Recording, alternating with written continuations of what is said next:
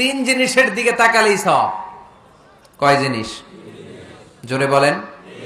এক নাম্বার আন-নাযার ইলাল মুসহাফ, কোরআনের দিকে তাকালেই সওয়াব, পড়া লাগবে না, পড়লে তো সওয়াব আছে, তাকানো মাত্রই।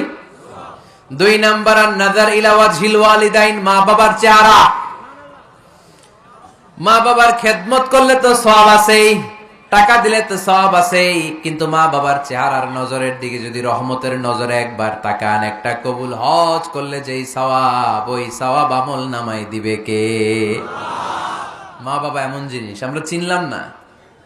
আমরা পীর সাহেবের দরবারে লাউ নিয়ে যাই আর গান গাই, সাদের লাউ বানাইলো মোরে, আগা খাইলাম ডগা খাইলাম, খাইলাম না ডুগডুগি না।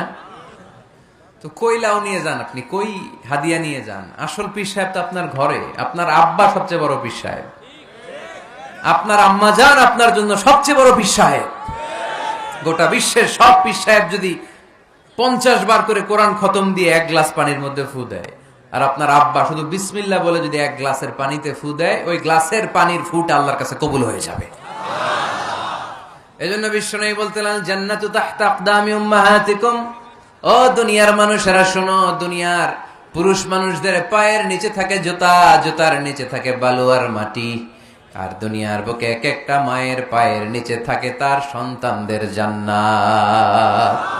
ওগো মা তুমি এই ধরনের শ্রেষ্ঠ নেয়ামত, তোমারই পদ তলে রয়েছে জান্নাত।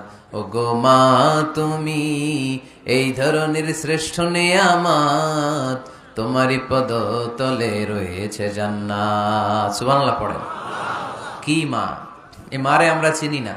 লাউ কাতা'তা জিলদাক, তোমার গায়ের চামড়া কেটেও যদি মাকে জুতো বানিয়ে দাও, ওই যে ছোটবেলায় দুধ খাইছিলা, এক ঢোক দুধের শোধ আদায় হবে না। এক ঢোক দুধের শোধ আদায় হবে না। ওই মা।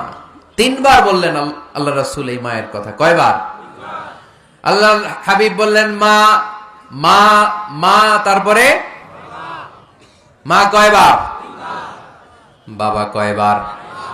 তার মানে ইসলাম মাকে দিয়েছে স্বর্ণ পদক, ইসলাম মাকে দিয়েছে রৌপ্য পদক, ইসলাম মাকে দিয়েছে ব্রোঞ্জ পদক, বাবাকে দিয়েছে সান্ত্বনা পুরস্কার।